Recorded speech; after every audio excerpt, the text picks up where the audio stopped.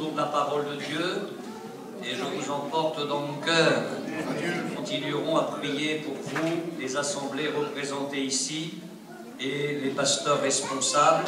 Ce ne sont pas des mots. Au fur et à mesure que nous visitons les assemblées avec mon épouse, la liste de prières augmente et jour après jour nous prions pour vous tous afin que Dieu continue son œuvre. Je crois ce que dit l'apôtre Paul, la bonne œuvre que le Seigneur a commencée en nous, il a le pouvoir de la rendre parfaite pour le jour de Jésus-Christ. À l'heure où vous vous réjouirez pour ce service de baptême, je serai dans le train, mais je penserai à vous, je serai de tout cœur avec vous dans cette réunion. Je voudrais dire un mot avant de méditer la parole de Dieu à ceux qui vont s'engager avec le Seigneur cet après-midi dans les eaux du baptême. Moi je m'en souviens, le jour de mon baptême, c'était le 19 juillet 1964. C'était hier.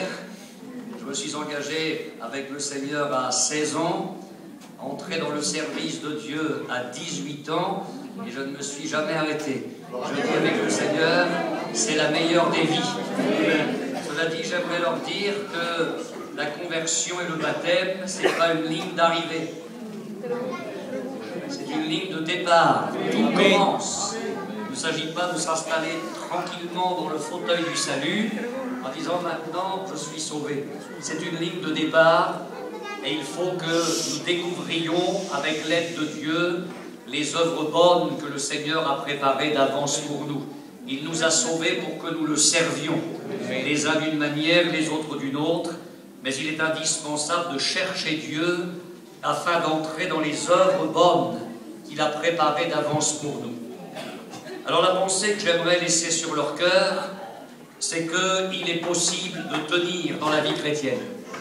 Parce que parfois le diable suscite des craintes en nous. Est-ce que tu tiendras? Ça devient de plus en plus difficile. Tu es faible. Il y a toutes sortes de tentations, de combats. Est-ce que tu vas tenir?